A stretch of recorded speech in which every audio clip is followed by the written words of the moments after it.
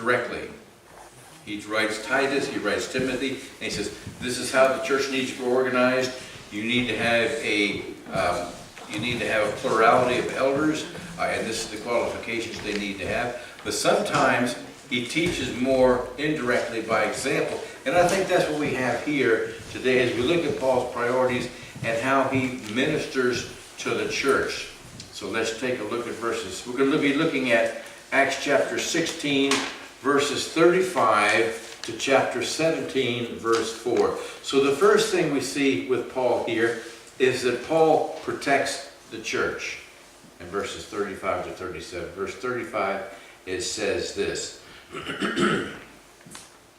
And when it was day, the magistrates sent the officers, saying, let those men go. Now you remember what's been happening with the Apostle Paul. Paul and Silas were falsely accused of severely bad stuff. They had cast out the demon from this girl who had made her slave girl, who had made her owners a lot of money through fortune telling.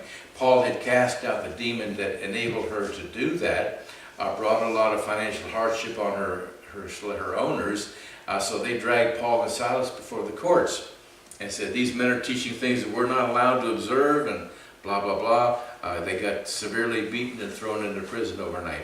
As a result of that, they're left sitting there in the stocks. They're singing and praising God until about midnight, and all of a sudden, a big earthquake. All the prison doors open up, all their shackles fall off, all the stocks open up, and the jailer draws his sword, assuming everybody's fled and escaped, and is getting ready to kill himself. Paul shows compassion by telling the man, don't do that, don't do that, don't harm yourself, we're all here. So the guy comes in and falls down on his knees and says, brethren, what must I do to be saved? He knew why they were there. He knew they were locked up because they were believers and they were ministering to a local church there in Philippi. And he knows that they were falsely accused and falsely imprisoned. He knows all this. And he hears them singing and praising God at the midnight hour. And he falls off to sleep. And this is what happens. So he knows what's going on here. He pulls him out of prison. They tell him how to be saved, which is simply believe in the Lord Jesus Christ, you and your household, and you will be saved. So here we are the next morning, and here's the magistrate saying, go down to the prison and let these guys go. Now, we don't know why. We don't know why they changed their mind. We don't know why they're setting them free. It could be that the earthquake kind of shook them up. That's not a play on words. The earthquake kind of brought them to their senses. For whatever reason, they set them free. Okay? So this is verse 35. The orders are given. Send the officers down, notify the jailer, and set these guys free. In verse 36, we read this. So the keeper of the prison reported these words to Paul, saying, the magistrates has sent to let you go. Now therefore depart and go in peace. Probably the jailer was very overjoyed to be able to give them this news. You're free to go. You spent one night in jail. You're ready. You're released. You go and do whatever you want. Go wherever you want. So the orders here have been given. However, the release is refused by the Apostle Paul here in verse 37. And Paul says this. But Paul said to them, they have beaten us openly, uncondemned Romans, and have thrown us into prison. And now they want to take us out secretly? No, indeed. Let them come themselves and let us out. Now, what's interesting here is that Paul wrote to the Thessalonian church when he did, and he talks about this very incident. In 1 Thessalonians 2:2, Paul says this, but even after we had suffered before and were shamefully treated at Philippi, as you know, we were bold in our God to speak to you the gospel of God in much conflict. So Paul I think it's neat. I have enjoyed our study of the book of Acts and see how it relates to Philippians and 1 Thessalonians and all of these other letters that Paul wrote. And now we know that he's in Philippi, so we know that later on he's going to write the letter to the Philippians. But here Paul is refusing to be released. What he's saying here is that the law is improper and that the law has been violated. Now this is a big deal. This is a huge deal because these guys are Roman citizens. And one thing about Roman law, it was very, very cognizant of the rights of the individual. If you were a Roman citizen, you had a lot of rights and a lot of protections under the law. It was very serious, and as he says here, it's against the law to condemn a Roman citizen without an open trial. It's against the law to beat an uncondemned Roman citizen. You can't do that. Paul makes use of this right later on again when he's about to be beaten with rods. Said, "Is it lawful for you to bind a Roman citizen?" And of course, it's not. So Paul makes use of this. Paul didn't say anything about it. When they brought him in to beat him and to imprison him, he probably didn't have the chance. Probably such a great uproar in the city center there in the open marketplace where they found him and brought him in and beat him before the magistrates and threw him into prison. He didn't have the opportunity, but it's a big deal. They have really violated the law, these magistrates. In fact, it's serious enough to the point that they could lose their charter as a city, as a Roman charter, and lose all the protections that they would have had from Rome. So these magistrates are very, very upset. They're very, very scared. It's a big deal to have Roman citizenship. It's such a big deal that if you falsely claim to be a Roman citizen, it's a capital offense. You can be put to death. So, but why is Paul making such an issue out of this? In verse 37, it says, "No, indeed, let them come themselves and get us out." Why is he? It almost seems like he's being vindictive or being petty, but if you think about it, what he's really doing is this: he's protecting the church. Remember, he comes there to Philippi, he goes down to the river where there's a place of prayer, he meets with Lydia and her group, leads them all to Christ, he leads the Philippian jailer to Christ, and he's protecting the church, because look at what would have happened otherwise. If he had left and gone out quietly, like they had hoped that he would do, there would still be a cloud of suspicion over the Apostle Paul and the Apostle Silas and over the church. Who were these guys? What crime did they commit? They must have been criminals, so they wouldn't have been imprisoned. So whatever they came talking about had to be a lie. So he's really protecting the church from the officials and from a bad reputation. So he says, no, if they come and let us out themselves and ask us to leave, they are really declaring our innocence in doing this. So this is what is on the Apostle Paul's mind, and that's why my first point is to Paul protecting the church. And in thinking of that, when we think about protecting the church, how do we protect the integrity of the church, which is what Paul is interested in doing here? Number one, as people, we need to be blameless. We need to be blameless. 1 Timothy 3:7, "Moreover, he must have a good testimony before those who are outside, lest he fall into reproach and the snare of the devil." So we protect the church when we are blameless and we have a good reputation. We also protect the church by our boldness. Acts 4:31, "And when they had prayed, the place where they were assembled together was shaken, and they were all filled with the Holy Spirit, and they spoke the word of God with boldness." Don't be ashamed of the gospel. Paul says in Acts 1:16, Romans 1:16, "I'm not ashamed of the gospel. It's the power of God for salvation to all who have faith, to the Jew first and also to the Greek." We protect the church and the gospel message by boldly proclaiming it and by being blameless. We also protect it by our obedience. Matthew 17:27, Jesus was asked, "Are you guys going to pay the temple tax or not?" And of course, Jesus tells Peter, he says, "Who pays the temple tax? Is it the prince or is it the common people?" He said, "Well, the common people, yeah, but the prince, then the prince is exempt." But he says here, "Nevertheless," verse 27, "lest we offend them, go to the sea, cast in a hook, and take the fish that comes out first. And when you have opened his mouth, you will find a piece of money. Take that and give it to them for me and for you." So it's a miracle, obviously, but the point is that Jesus is obeying the law of the land. He pays the temple tax. Even though as the Son of God, he should be exempt. But he obeys the law, he obeys here. So Paul wants to see, or he wants to leave. But imagine, if you'd have been Paul, and you've been beaten, and you've been imprisoned overnight with your feet spread apart in the stocks, wouldn't you be glad to leave? But Paul's thinking about something other than himself. He's thinking about the protection of the church.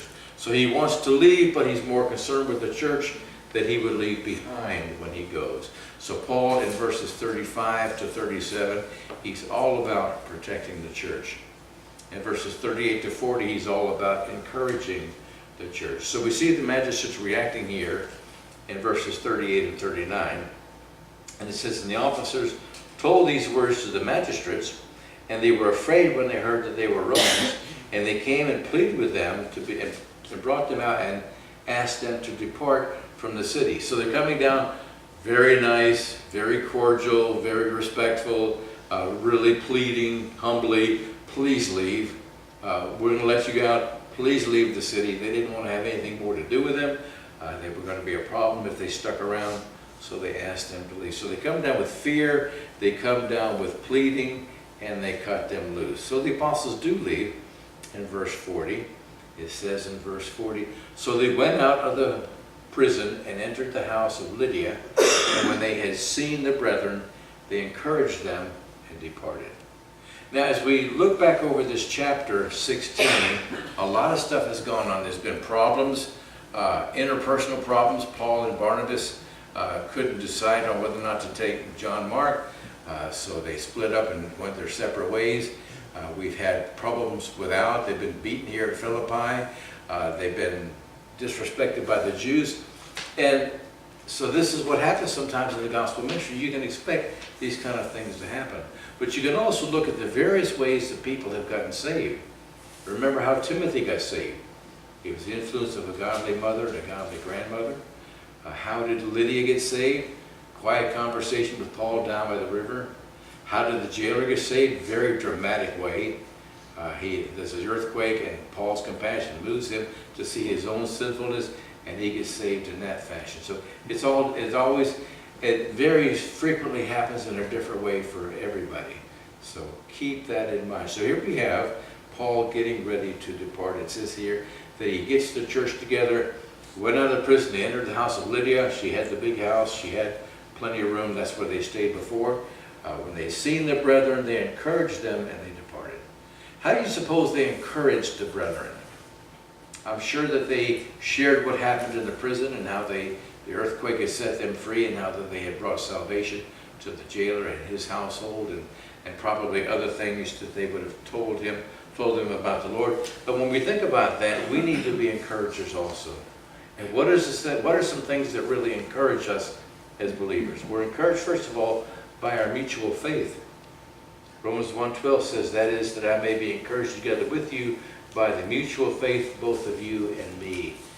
When we come together on Sunday morning, we may not talk about it. It may be unspoken, but we understand that we're all brethren, that we all have the same faith. When we come together on Wednesday nights, it's the same thing. When we have our potlucks, when we have our home fellowship groups, we have the same common faith, and that's an encouragement. We're also encouraged by the Word. 1 Corinthians 14:31, where you can all prophesy one by one, that all may learn and all be encouraged. So we encourage you to have part of this ministry in our church. Anytime you get up, that's why, one of the reasons why on Sunday mornings, after the second hymn, we give you an opportunity. Share what the Lord has done in your life. Share what's on your heart. Share from the Word. Okay? This is encouraging when we share from the Word. We're also encouraged by our love. Colossians 2:2, that their hearts may be encouraged, being knit together in love, attaining to all the riches of full assurance and of understanding, to the knowledge of the mystery of God, both of the Father and of Christ. So we have Paul here, and he's ready now. He's ready to depart. And where does he go? I don't know how much of this you can read from where you are, but they've been right here in Philippi. They go from Philippi all the way to Thessalonica, and they pass, I'll have to read it in the scriptures here because I can't read that. That's a little too small for me. Okay, so we have here, Paul has secured the church in Philippi. He's ready to move on, so we have him here traveling.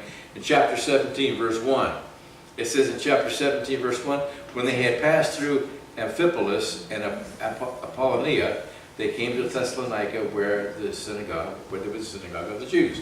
So, where are we here? As I said, it's about 100 miles here from Philippi to Thessalonica. This is the Ignatian Way, which is a very famous highway that the Romans built.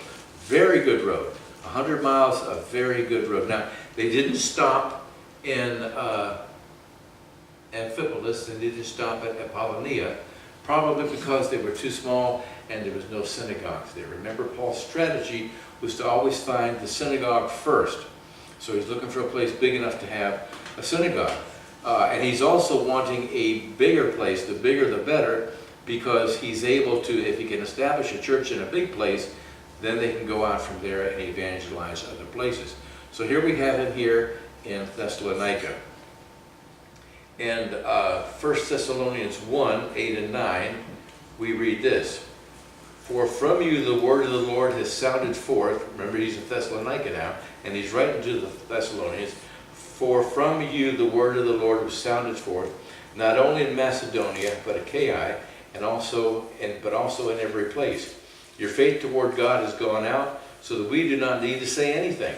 For they themselves declare concerning us what manner of entry we had to you, and how you turned to God from idols to serve the living and the true God. In Philippians 4, 14 and 15, he says, writing back to the Philippians in Philippi, now you Philippians know also that in the beginning of the gospel, when I departed from Macedonia, no church shared with me concerning giving and receiving, but you only, for even Thessalonica you sent aid once and again for my necessities.